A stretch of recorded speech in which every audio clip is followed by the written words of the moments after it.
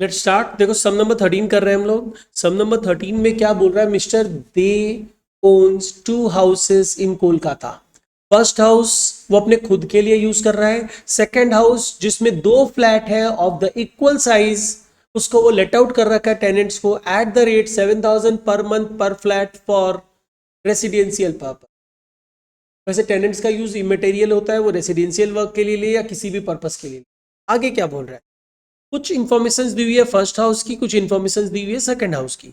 Mister दे ने 6 लाख का loan लिया था for the construction of the house. First 10% per annum की रेट पे 1 सितंबर 18 को उसने 8 लाख का और लोन लिया था for the second house at the rate 12% per annum interest. Date दिया गया है, रेगुलरली इंटरेस्ट पे कर रहा है, बट लोन अभी भी आउटस्टैंडिंग है। आपको उसकी इनकम फ्रॉम हाउस प्रॉपर्टी निकाल के दे। तो पहले सब चीज अपने साथ साथ करेंगे। आपका पहला काम ये है, आप एक काम करो, इंटरेस्ट और लोन सबके लिए निकाल दो। आप दोनों सबको निकालना आता है, बोथ द हाउस के लिए इंटरेस्ट और लोन निकालो, प्री पोस्ट बोथ। चलिए इतना काम आप अपने आप करिए, फिर मैं करके बताऊंगा, अपने साथ साथ सम सॉल्व करेंगे। Do it fast. सभी कोई जल्दी जल्दी करो, फिर आंसर दे देना जल्दी से।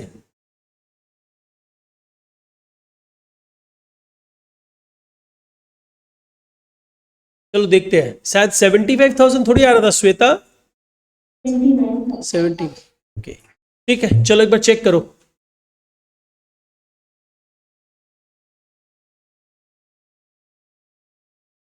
Question number 13।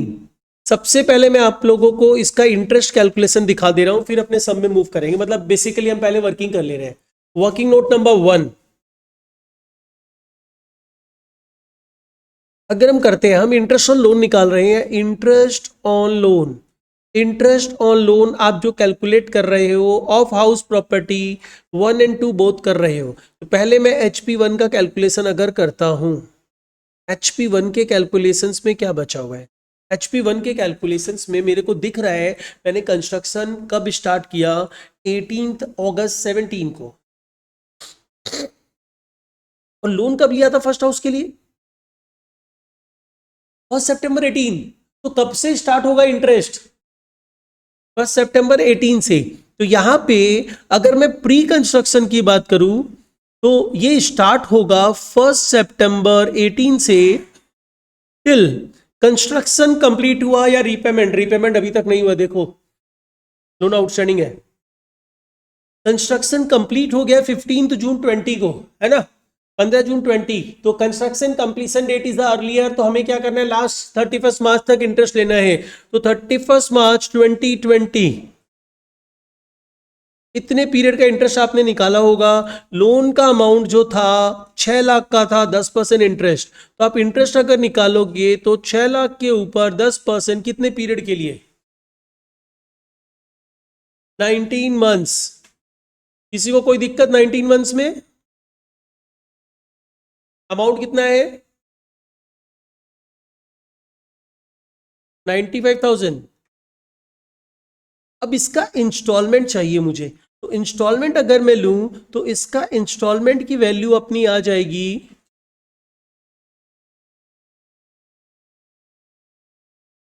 19,000। अभी जो 19,000 है, आपको किस किस ईयर में डिडक्शन मिलेगा। देखो कंस्ट्रक्शन वाज कंप्लीटेड ड्यूरिंग 2021, तो आपको जो डिडक्शन मिलेगा वो 2021 में मिलेगा, 21-22 में मिलेगा, 22-23 में मिलेगा। 22-23 इज माई प्रीवियस ईयर, तो मेरे को मिल रहा है डिडक्शन। ठीक है, मतलब एक इंस्टॉलमेंट का डिडक्शन मेरे को मिलने वाला है। Now we are talking about post construction. Post construction के लिए आप हमेशा बात करोगे आपके प्रीवियस ईयर का, and your previous year is 1 April 22 to 31 March 23। क्या इस पीरियड में लोन आउटस्टैंडिंग है? यस, आउटस्टैंडिंग है। इस पीरियड में लोन आउटस्टैंडिंग है। आपने लोन का रीपेमेंट अभी तक नहीं किया है। You are paying interest regularly but loan remains outstanding. Loan तो आउटस्टैंडिंग है ना गोपेश? तो लोन आउटस्टैंडिंग है तो उसका इंटरेस्ट निकाल दो। तो उसका इंटरेस्ट कितना होगा सर, 6 लाख के ऊपर 10%। और ये तो एक ही साल है, 60,000। देयरफॉर टोटल इंटरेस्ट जिसका आपको डिडक्शन मिलना चाहिए, total interest under section 24B pre 19,000, post 60,000, in total 79,000। But हमारे पास तो एक क्लॉज था तो अभी हमें रोशन बता रहा है कि प्री ये सेल्फ ऑक्यूपाइड हाउस प्रॉपर्टी है तो उसमें तो मैक्सिमम 30,000 का इंटरेस्ट का रिडक्शन मिल सकता है, हम तो 79 मांग रहे हैं, कैसे मिलेगा? तुम वकील लोग जैसे मतलब बहस करता है ना वैसे करो। हम बोला 30,000 का ही मिलेगा, इसलिए मिलता है। अरे ऐसे बोलने से थोड़ी होगा मिलता है। तुम बोल देगा नहीं ये मुजरिम है, बोलने से थोड़ी होगा, साबित करो मुजरिम है। हाँ, तो क्यों मिलता है, ऐसे बोलने से थोड़ी हो जाएगा। हमको लगता है ये मुजरिम है, ऐसे थोड़ी होगा। तुमको बकायदा सब सबूत गवाह सबको पेश करना पड़ेगा।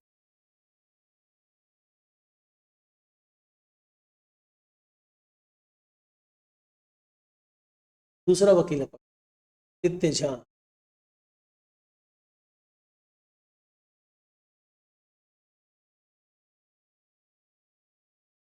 केस एडजॉर्न करना पड़ेगा। भूपेश, ये तो केस कंसीडर ही नहीं करेंगे हम भूपेश को अगर वकील रखोगे तो। चलो नेहा बताएगी, नेहा बताओ।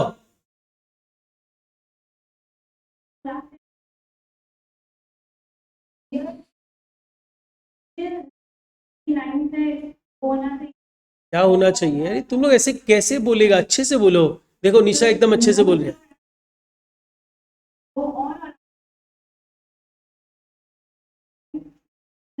यस यस, लोन 1499 के बाद ही लिया गया है, ठीक है।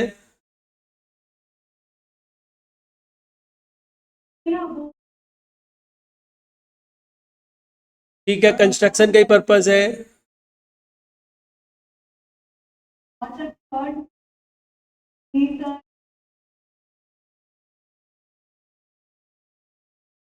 बट ये विद इन 5 ईयर्स जो कंप्लीट होगा ना वो प्रॉपर नहीं है। प्रॉपर इज कंस्ट्रक्शन के लिए लोन लेना होगा, ऑन और आफ्टर 1499 लेना होगा। Construction must have been completed within 5 years from the end of the financial year in which you have taken the loan. आप जिस फाइनेंशियल ईयर में लोन लोगे उसके एंडिंग डेट से 5 साल के अंदर कंप्लीट होना चाहिए। You have the taken the loan on 1 September 18, ठीक है। उसके एंडिंग डेट में जाओ, उसका एंडिंग डेट क्या है?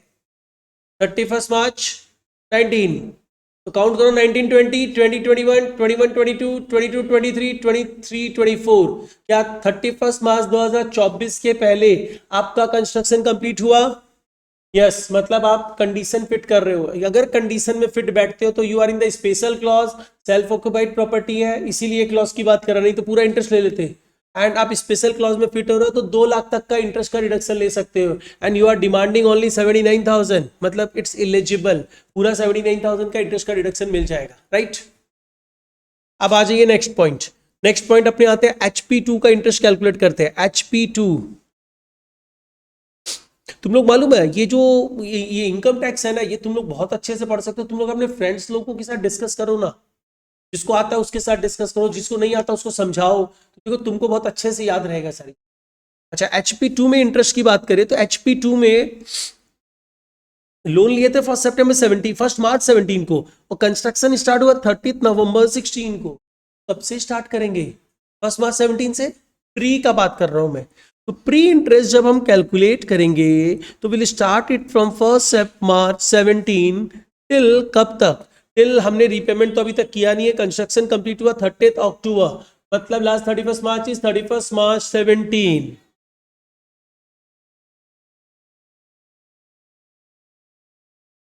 30 अक्टूबर 17, उसका लास्ट 31 मार्च क्या होगा? 31 March 17। तो इतने से पीरियड का इंटरेस्ट सर, 1 महीने का इंटरेस्ट? यस, 1 महीने का इंटरेस्ट निकलेगा। लोन का अमाउंट कितना है? 8 लाख। 8 लाख का 12%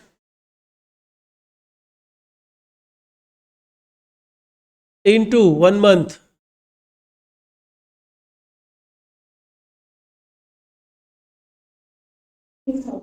8,000 की 5,000? 8,000। अब इसका इंस्टॉलमेंट 1,600 एच इंस्टॉलमेंट। हमें इसका जो डिडक्शन मिलेगा 5 सालों में मिलेगा, जिस ईयर में कंस्ट्रक्शन कंप्लीट हुआ। कंस्ट्रक्शन कंप्लीट हुआ 17-18 में। 30 अक्टूबर 17 mean 17-18, 17-18, 18-19, 19-20, 2021, 21, 22 and your previous year is, ये 5 इंस्टॉलमेंट तुम्हारे प्रीवियस ईयर में आ रहा है, नहीं आ रहा है?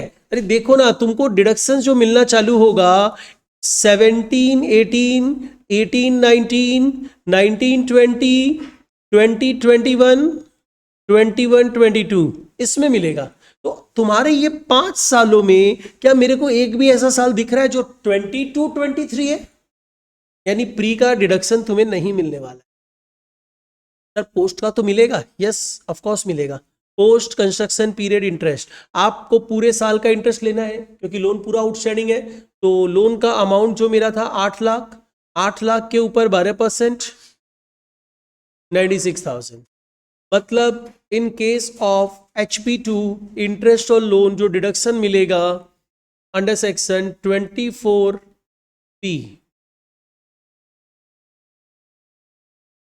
दैट इज प्री कुछ भी नहीं मिलेगा, पोस्ट मिलेगा 96,000। यही आंसर था तुम लोगों का। चलिए डन। अब अपने बात करते हैं सर, एक काम और करते हैं, हम लोग GAV भी निकाल लेते हैं, उतना ही तो मेन काम है, बाद बाकी तो सिंपली कर लेंगे। तो GAV, HP1 का GAV क्या होगा गोपेश? HP1 का GAV जल्दी से पढ़ के आंसर दो, और तुम नहीं आंसर दिया तो तुमको अभी घर भेज दिया जाएगा। 2 का GAV निकाल रहे हैं, समझो देखो क्या होगा।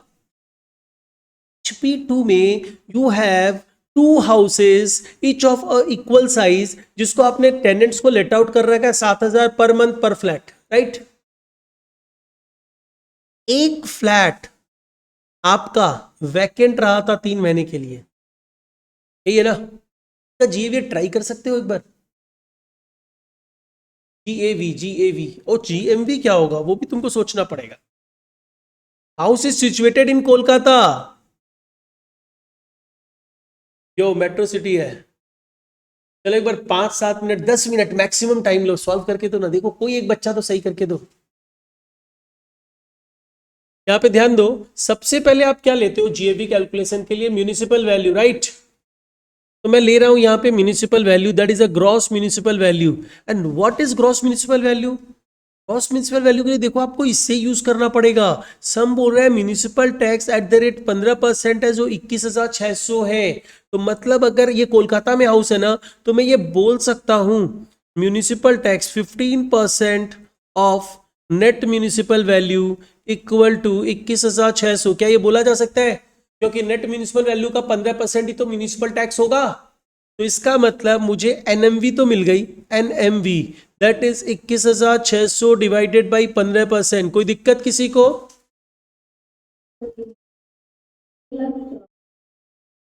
1,44,000, but this is net municipal value and your property is situated in Kolkata. You should consider gross municipal value. And what about gross municipal value? 144,000 divided by 90%, 1,60,000। अपने को क्या क्या चीजें चाहिए? अपना पहला स्टेप हुआ करता था, स्टेप 1 GMV और फेयर रेंट, जो भी ज्यादा होगा, what should be the fair rent? Fair rent कुछ दिया हुआ नहीं है, तो तुम चाहो तो इग्नोर कर सकते हो, या तुम चाहो तो जो प्रॉपर्टी का रेंटल वैल्यू है ना, उसी को फेयर रेंट ले सकते। ठीक है, दोनों ऑप्शन है तुम्हारे पास। बेटर रहता है कि प्रॉपर्टी का जो फेयर रेंट रहता है, मतलब रेंट जो रहता है, उसी को आप फेयर रेंट मान लिया। यहाँ पे क्या रेंट होना चाहिए सर? फेयर रेंट GMV कितना है? 1,60,000 है। और फेयर रेंट की मैं बात करूं तो मैं बात करूंगा 7,000 into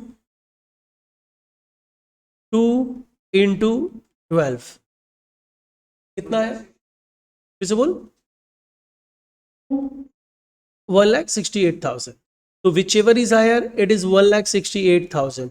now it should be compared with standard rent. ये हमेशा नहीं दिया रहता और इसे आप कैलकुलेट नहीं कर सकते हो। फेयर रेंट तो आप कैलकुलेट कर सकते हो ना, प्रॉपर्टी का लोकल एरिया का जो रेंट होगा। तो यहाँ पे स्टैंडर्ड रेंट दिया हुआ है क्या? और हर जगह स्टैंडर्ड रेंट अप्लाई भी नहीं होता। तो you got 1,68,000 and that 1,68,000 is और RER, राइट ना? Now move to ARR। यहां तक सबने कर लिया है?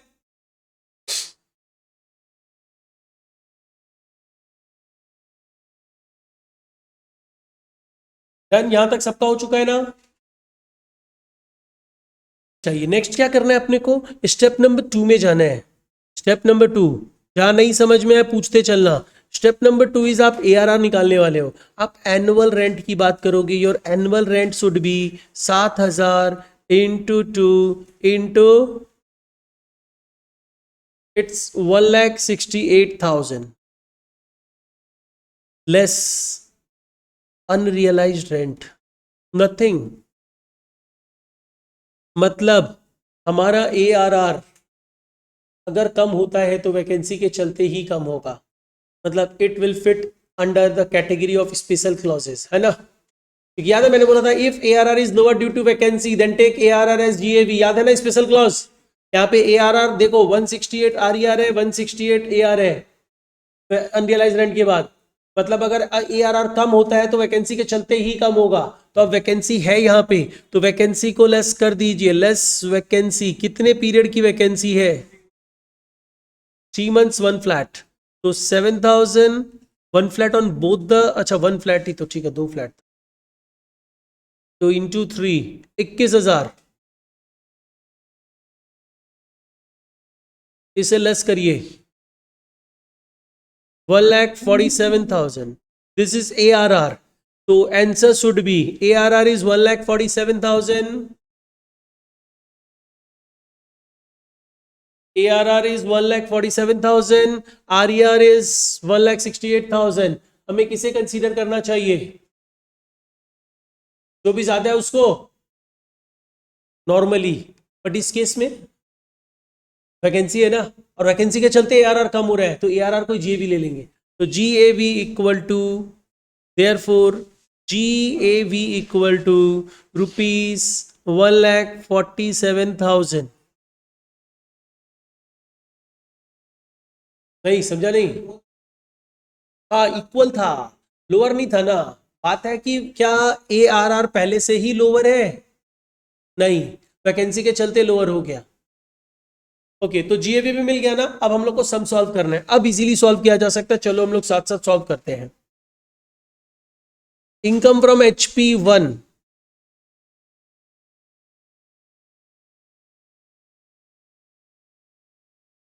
income from HP1, this HP is the self occupied property, self occupied property, self occupied property में आप NAV0 लेते हो, लेस डिडक्शंस अंडर सेक्शन 24, जिसमें your first deduction is 24A, मिलेगा ही नहीं, जीरो का 30% जीरो ही हो जाएगा, तो लो ही मत ना, 24B लो सीधा सीधी। 24B आपने कैलकुलेट किया था, कितना है?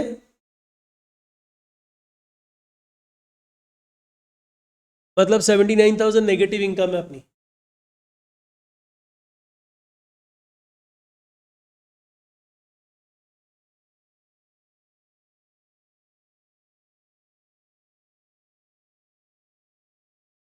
Income from HP2,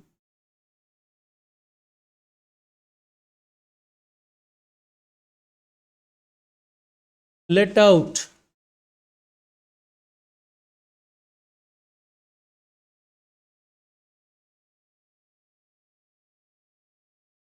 GAV आपने कैलकुलेट कर लिया है, it's 1,47,000 less municipal tax. Municipal tax कितना है सर? 21,600।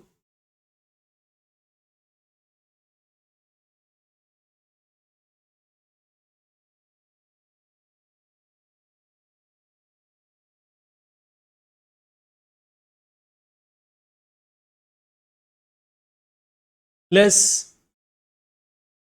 24 का डिडक्शन, पहला क्या है 24A,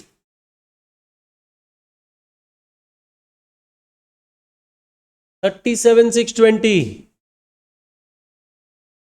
दूसरा 24B मिला हुआ है, कैलकुलेट किया हुआ आपका, देखो बताओ। 96,000 है।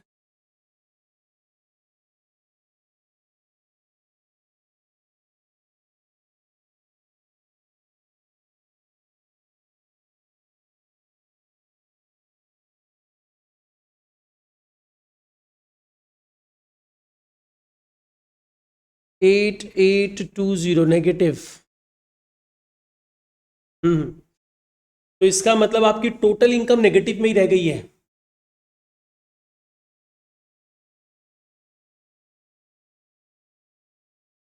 बोल। 8220 ना। हाँ 8820, 8220 है।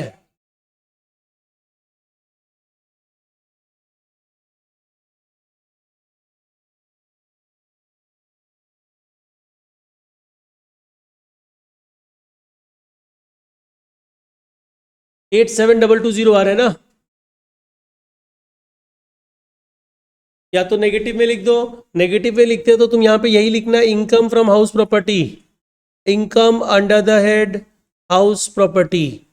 और आप लिखते हो loss under the head house property, तो इसको नेगेटिव साइन में मत लिखना, जैसा तुम्हारा मन वैसे लिख सकते हो, ज़्यादा बेटर रहता है। Income tax act generally income ही बोलता है, लॉस मतलब नेगेटिव इनकम। समझ में आया? कोई दिक्कत इसमें? मतलब आपकी इनकम फ्रॉम हाउस प्रॉपर्टी में नुकसान हुआ है, लॉस हुआ है, आपको टैक्स देने की जरूरत नहीं है, रिटर्न फाइल करने की भी जरूरत नहीं है।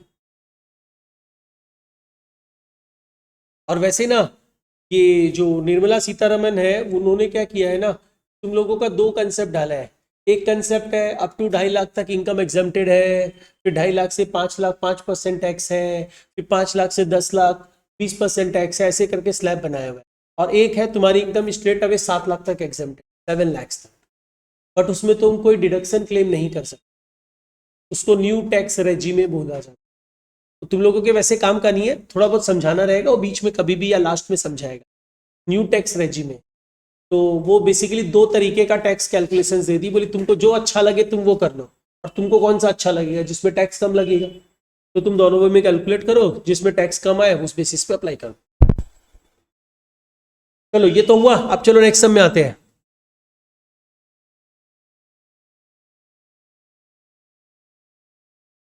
इस सम को करते हैं, सम नंबर 15।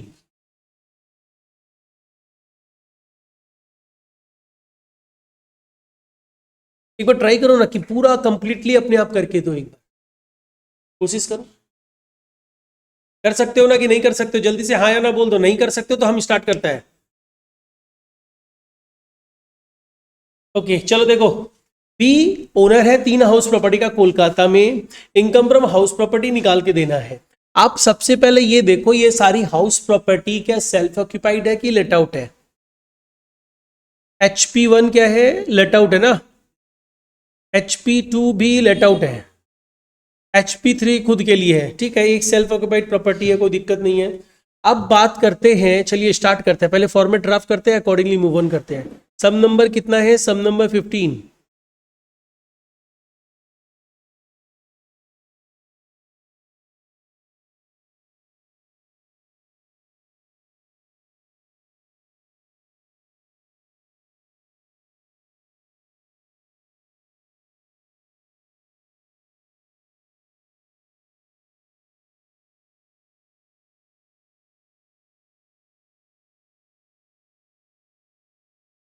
देखो सबसे पहले I am taking income from HP1, income from HP1 that is let out property, it is a let out property। ठीक है भाई, इसमें आप सबसे पहले क्या लोगे सर? GAV लोगे, आपको GAV कैलकुलेट करना पड़ेगा। तो देखो GAV जब कैलकुलेट करोगे, सिंस प्रॉपर्टी इन कोलकाता, आप कंपेयर किससे करोगे? GMV and fair rent, rent received दिया हुआ है,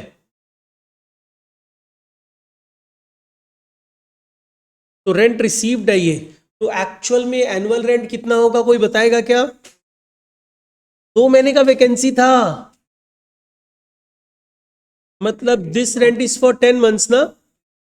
कितना आ गया? 1,92,000। ठीक है ना।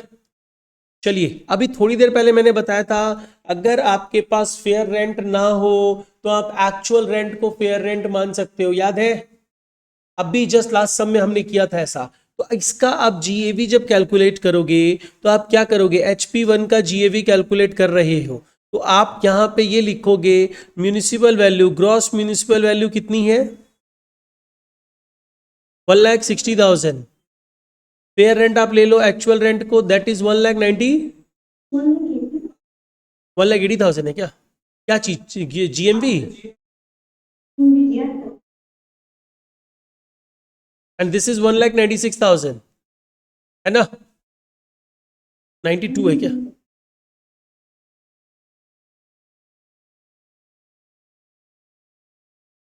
तो 192 आपने लिया, there is no standard rent, this is RER। अब आप आगे जाओगे,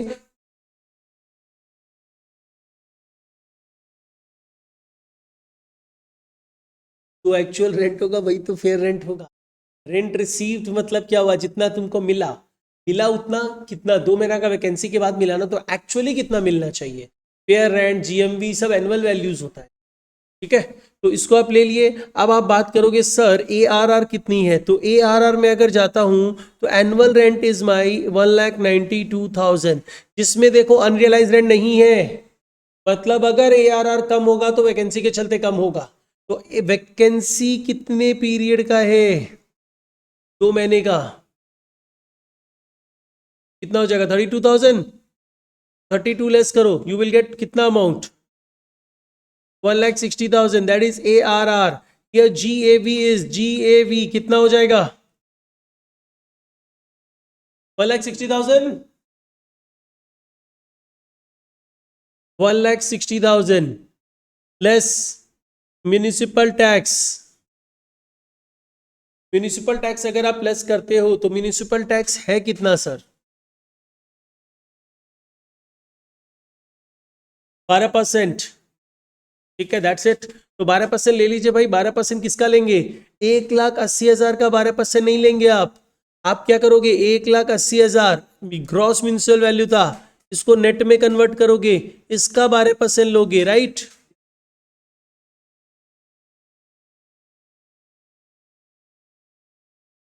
this is your net annual value 560।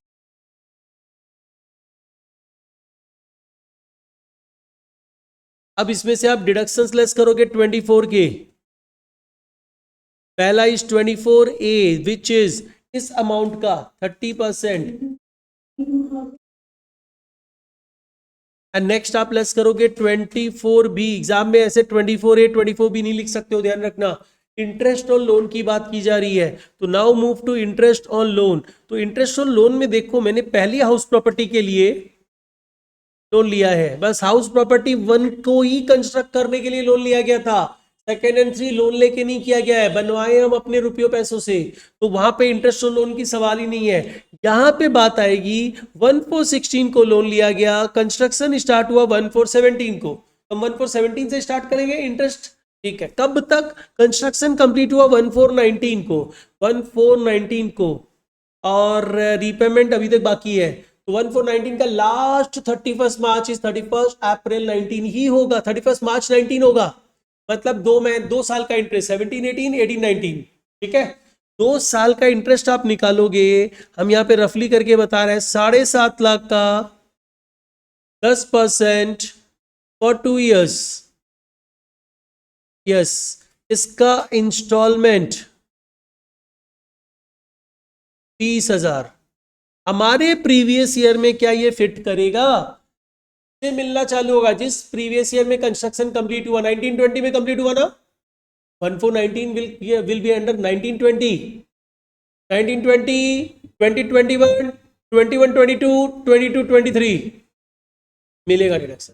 ठीक है, अब बात करते हैं सर अभी तक लोन आउटस्टैंडिंग है, इस 30,000 का डिडक्शन तो आप दोगे ही। जो एक लोन है मेरा ये जो 7.5 लाख का, उसके ऊपर भी तो 10% पूरे ईयर का एक अमाउंट मिलेगा, 75,000, right? Post, this is your pre interest, this is your post interest, right? तो दिक्कत यही कैलकुलेट किया सबने। ठीक है, तो टोटल अमाउंट हो गया 1,05,000। यहां पे डिडक्शन ले लो,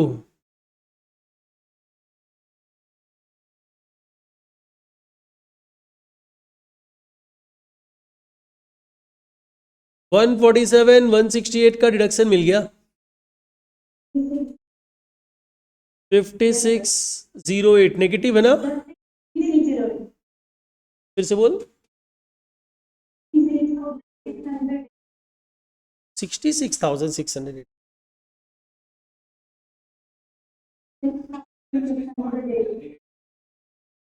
नेगेटिव। ठीक है, अब आओ इनकम फ्रॉम HP2।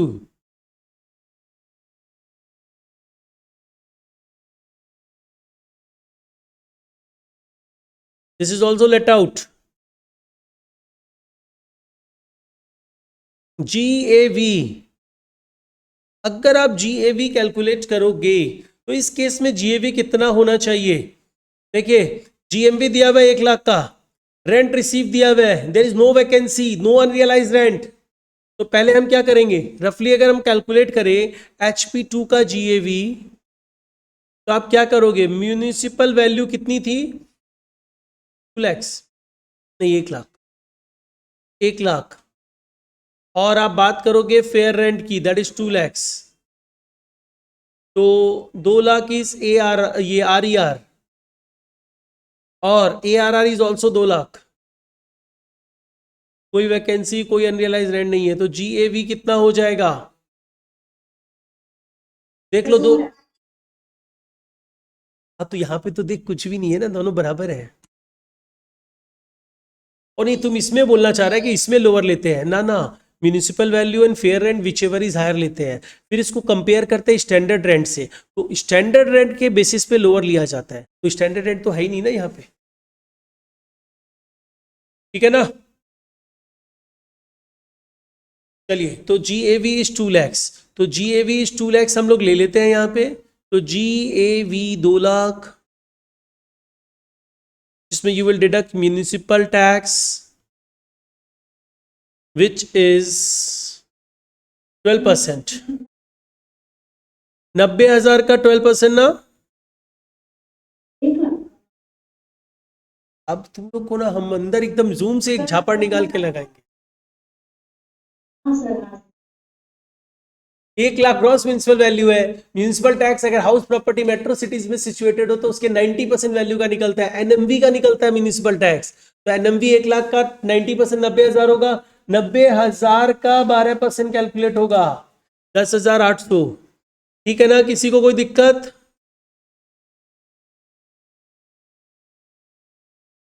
हाँ, GMV का 90% NMV होता है, और NMV के ऊपर म्यूनिसिपल टैक्स कैलकुलेट होता है, म्यूनिसिपल टैक्स ऑलवेज NMV पे कैलकुलेट होता है। अरे पिछले सब में भी किया है, यहाँ पे देखो ये तुम लोग क्या किया है, मेरे को ये बताओ क्या किया है। 1,80,000 is the gross municipal value, उसका 90%, उसका percent,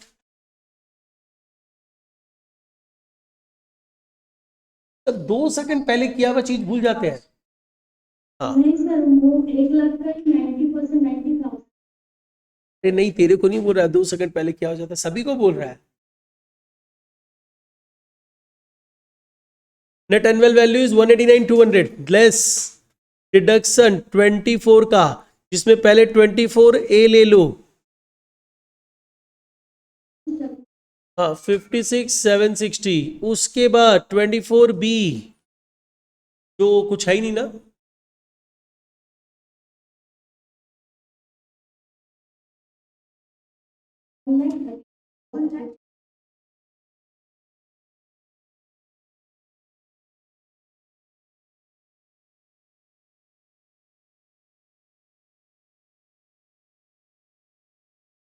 this property is self occupied,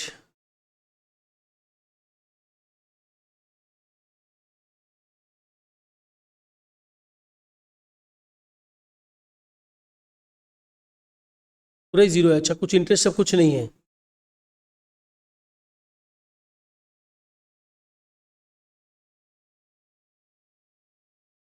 कुछ अरियर्स ऑफ रेंट रिसीव वगैरह है ना, ओके। पहले यहाँ पे कैलकुलेट कर लो कितना, पहले पहले ये कैलकुलेट कर लो कितना आ रहा है,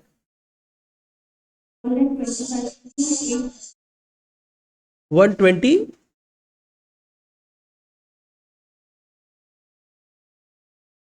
125, 832। अब इसमें आप ऐड करो 70% ऑफ अरियर्स ऑफ, ऐड करना है, which is under section 25A। तो मिला है 10,000, 10,000 का 70%, 7,000। This will be income under the head house property.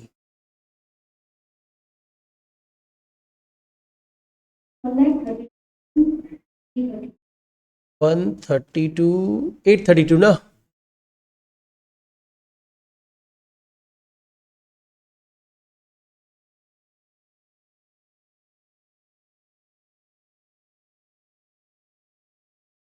समझ में आया ये पार्ट? ठीक है, अभी ना एक काम करो, अभी हम आज तुम लोग को कुछ होमवर्क देता है, तो पहले होमवर्क कंप्लीट करो। बहुत सारा सम, बहुत सारा तो नहीं, ज़्यादा नहीं देगा, कुछ कुछ होमवर्क दे रहे हैं। Question number 16 will be your homework.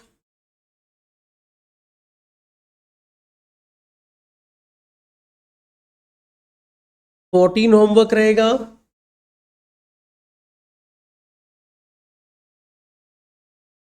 Nine homework रहेगा। 4 समूह अभी तक खाली 3 ही हुआ है, तो चौथा ये लो। उसके अलावा